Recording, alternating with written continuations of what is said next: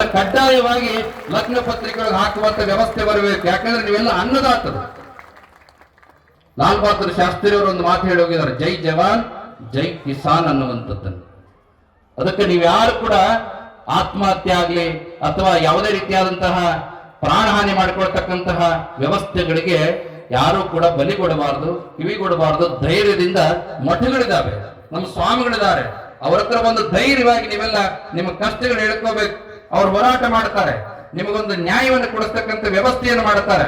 ಮಠಗಳಿರೋದೇ, ಗುರುಗಳಿರೋದೇ ಪ್ರತಿಯೊಂದು ನ್ಯಾಯವನ್ನು ಕೊಡಿಸ್ತಕ್ಕಂಥ ವ್ಯವಸ್ಥೆಗಾಗಿ ಅನ್ನುವಂಥದ್ದನ್ನ ರೈತರ ಪರವಾದ ಮಾತುಗಳನ್ನ ಇಲ್ಲಿ ಹೇಳುತ್ತಾ, ಹಾಗೆ ಭೂಮಿ ತಾಯಿಯನ್ನು ಕೂಡ ತಾಯಿ ಅಂತ ಗೌರವಿಸಿದ ಸಂಸ್ಕೃತಿ ನಮ್ಮದು.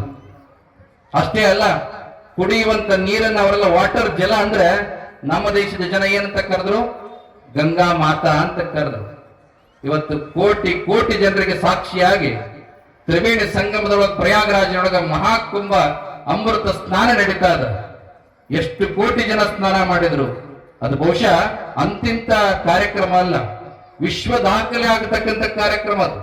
ಯಾಕೆಂದ್ರೆ ಗಂಗಾ, ಯಮುನಾ, ಸರಸ್ವತಿ ನದಿಗಳಿಗೆ ದೇವ ನದಿಗಳು ಅಂತ ಹೇಳಿ ಪೂಜಿಸಿದಂತಹ, ಕಾಲ ಕಾಲದಿಂದ ಯುಗ ಯುಗಗಳಿಂದ ಅವುಗಳನ್ನು ಗೌರವಿಸಿದಂತಹ ಸಂಸ್ಕೃತಿ ನಮ್ಮದು ಅನ್ನುವಂಥದ್ದು. ಅಷ್ಟೇ ಅಲ್ಲ, ಕೇವಲ ನೀರನ್ನ ಹೆಣ್ಣಿಗೆ ಗೌರವಿಸಲಿಲ್ಲ, ಉಣ್ಣುವಂತ ಪ್ರಸಾದ ಆ ದೇಶದ ಜನ ಪಾಶ್ಚಾತ್ಯ ಸಂಸ್ಕೃತಿ ಬೆಳಗ್ಗೆ ಬ್ರೇಕ್ಫಾಸ್ಟ್ ಅಂತಾರ, ಮಧ್ಯಾಹ್ನಕ್ಕೆ ಲಂಚ್ ಅಂತಾರ, ರಾತ್ರಿಗೆ ಡಿನ್ನರ್ ಅಂತಾರ.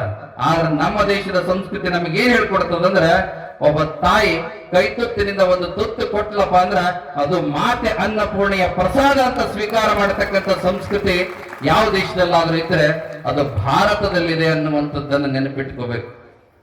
ಅಷ್ಟೇ ಅಲ್ಲ, ಒಂದು ಗೋಮಾತೆಯನ್ನು ಕೂಡ ಮಾತೆ ಅಂತ ಪೂಜಿಸಿದಂತ ರಾಷ್ಟ್ರ ನಮ್ಮದು. ನೆನಪಿಟ್ಕೊಳ್ಳಿ, ಇವತ್ತು ಗೋ ಹತ್ಯೆಯನ್ನ ನಿಷೇಧ ಮಾಡಿದ್ದಾರೆ.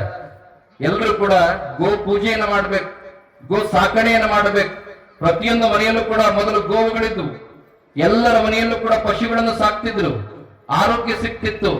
ಇವತ್ತಿನ ವೈಜ್ಞಾನಿಕ ಸಂಶೋಧನೆ ಹೇಳ್ತದ, ಯಾರಿಗೆ ಬಿಪಿ ಅದ ಅವರು ಆಕಳ ಹತ್ರ ಹೋಗಿ ಒಂದೆರಡು ತಾಸು ಸಮಯ ಕಳ್ಕೊಂಡು ಅದರ ಮೈ ಸವರ್ತಾ ಇದ್ರೆ ಬಿಪಿ ಕಡಿಮೆ ಆಗ್ತದ ಅನ್ನುವಂಥದ್ದನ್ನು ವೈಜ್ಞಾನಿಕ ಸಂಶೋಧನೆ ಹೇಳುತ್ತದ.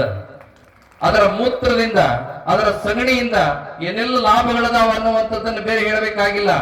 ಇವತ್ತೆಲ್ಲರ ಮನೆ RCC ಆಗಿದಾವ, ಎಲ್ಲರ ಮನೆಯೊಳಗ ಟೈಲ್ಸ್ ಬಂದಾವ, ರೋಗಗಳು ಜಾಸ್ತಿ ಆಗ್ಯಾವ.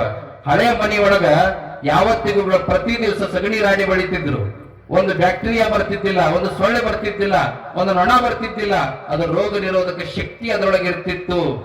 ನೋಡಿ, ಪ್ರತಿಯೊಂದಕ್ಕೂ ಕೂಡ ನಮ್ಮ ಹಿರಿಯರು ಇದು ಮೂಢನಂಬಿಕೆ ಅಲ್ಲಿದು, ಮೂಲ ನಂಬಿಕೆ ಅನ್ನುವಂಥದ್ದನ್ನು ಮರೀಲಿಲ್ಲ. ಅದೆಲ್ಲವನ್ನ ಕಲಿಸಿದ್ರು ನಮಗ. ಆ ಗೋಮಾತೆಯೊಳಗ ಮುಕ್ಕೋಟಿ ದೇವತೆಗಳ ವಾಸ ಇದೆ ಎನ್ನುವಂಥದ್ದನ್ನ ಶಾಸ್ತ್ರ ಹೇಳ್ತದ. ಅದಕ್ಕೆ ಹೊಸ ಮನೆ ಕಟ್ರಿ, ಹೊಸ ದೇವಸ್ಥಾನ ಕಟ್ರಿ, ಮಠ ಕಟ್ರಿ.